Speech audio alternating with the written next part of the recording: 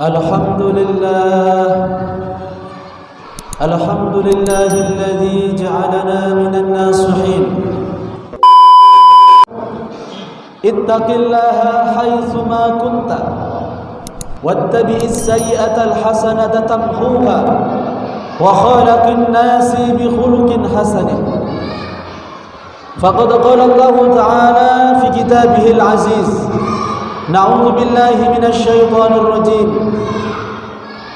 اعلموا أنما الحياة الدنيا لعب ولهو وزينة وتفاخر بينكم وتكاثر في الأموال والأولاد كمثل غيث أعجب الكفار نباته ثم يهيج فتراه مصفرا ثم يكون حطاما وفي الآخرة عذاب شديد.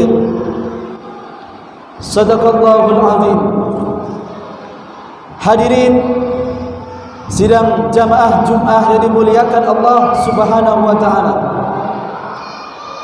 Pada kesempatan Jumat 27 Mei 2022 yang sudah diamanahkan oleh pemerintah Kota Batam, bahwa judul khutbah pada siang hari ini yakni rakus membawa kerusakan. Hadirin sidang Jumat yang dimuliakan Allah Subhanahu wa taala. Kalau kita lihat definisi rakus dalam Kamus Bahasa Indonesia, yakni orang yang makan terlalu banyak, yang selalu tidak merasa puas atas apa yang dia makan itu. Maka kalau kita tarik dalam kehidupan kita, jamaah yang dimuliakan Allah Subhanahu wa taala, bahwa ada di kalangan manusia yang diberikan oleh Allah Subhanahu wa taala hidup, tetapi dalam kehidupannya itu dia selalu rakus. Apa yang dia ingin cita-citakan, ingin dimilikinya, semuanya kalau bisa ia miliki. Padahal hadirin jamaah yang dimuliakan Allah, dulu kita hidup lahir ke dunia tidak membawa apa-apa. Atas berkat rahmat dan fadlnya Allah, hari ini kita bisa memiliki apa-apa. Semua kita miliki. Dulu kita belum punya apa-apa, berdoa kepada Allah, ya Allah, mudahkanlah usahaku, perbanyaklah rizkiku, berkailah rizkiku. Tetapi hari demi hari, lambat laun manusia tercipta, terdidik oleh keadaan, sehingga manusia itu lupa daratan, sehingga menjadi manusia yang rakus. Na'udzubillah summa na'udzubillah. Apa yang membuat manusia itu rakus? Hadirin jamaah yang dimuliakan Allah, karena satu, manusia terlalu cinta terhadap dunia, yang sering kita dengar dengan hubbud dunia.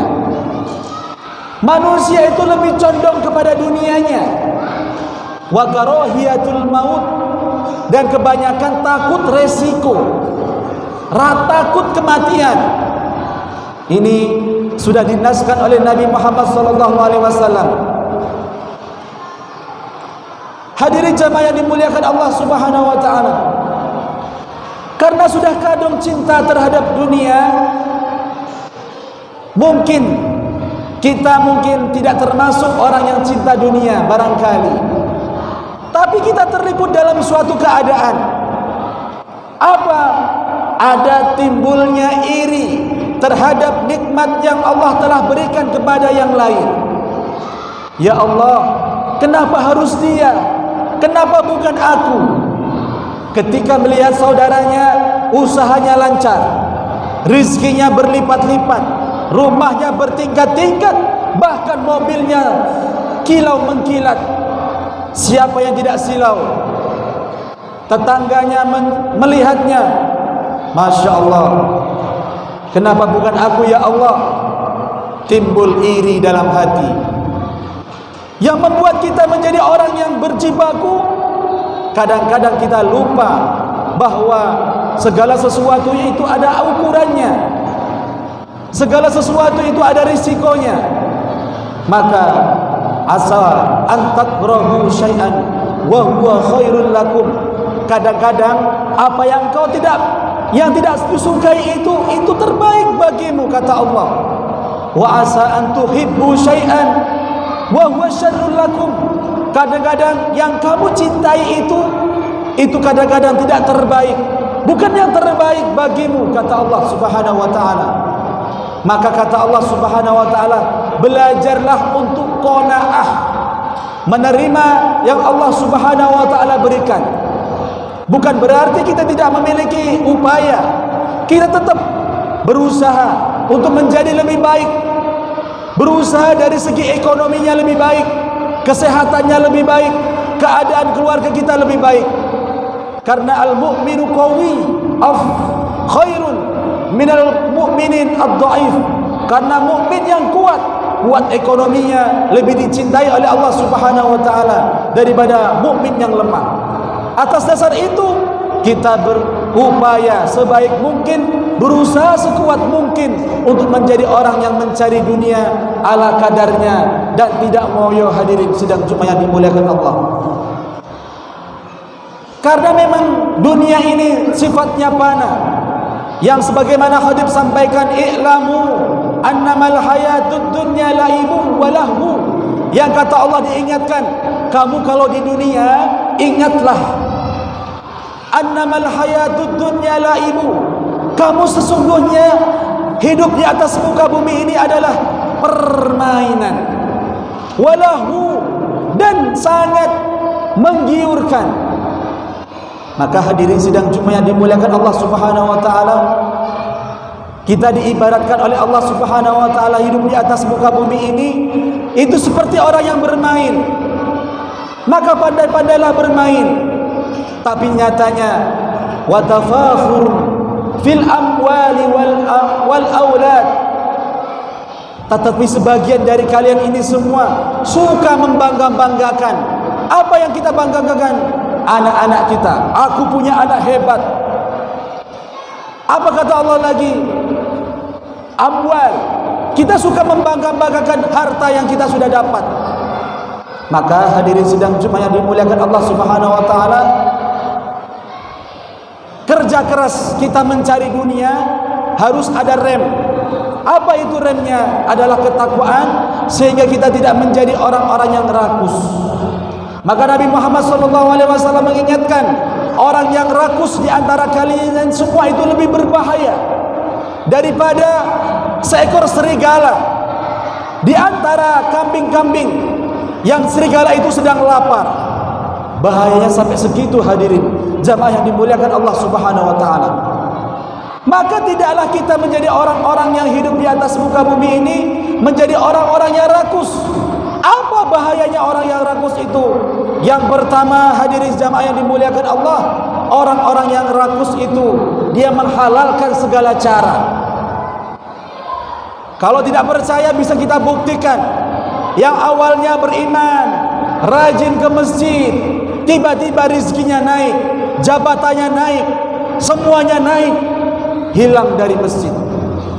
Lupa siapa yang memberi. Sehingga apa? Aku ingin memiliki segalanya, aku ingin meraih segalanya. Kalau bisa aku ini adalah orang yang hebat di antara perumahan saya ini.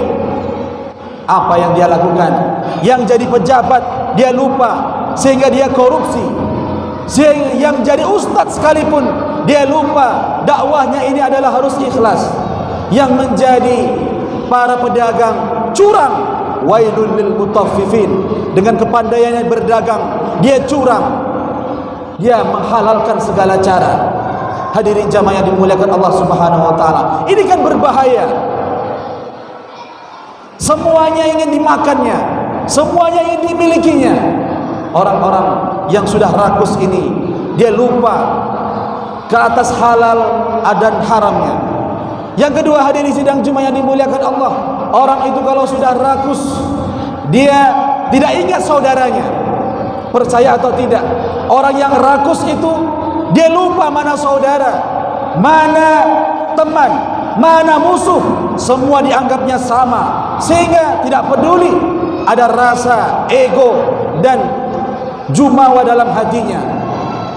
Dan yang ketiga, orang-orang yang rakus itu dia lupa dengan kehidupan akhirat.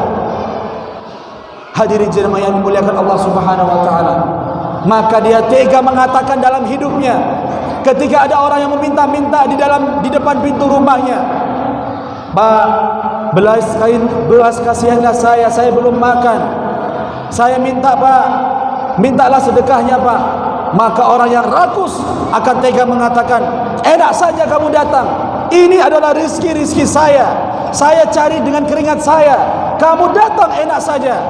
Diusirlah orang-orang minta-minta itu. Kalau orang yang tidak rakus, orang yang tidak terlalu ngoyo dalam dunianya, maka dia bilang, "Ya Allah, saat ini aku menjadi orang yang kaya, mungkin barangkali Allah titipkan kekayaan itu untuk membantu yang lain. Hari ini aku kaya, ingin menolong orang lain. Hari ini ada yang meminta-minta, aku berikan sebagian rizkiku untuk menyelamatkan diriku dari akhirat." Begitu caranya hadirin sidang cuma yang dimuliakan Allah Subhanahu wa taala.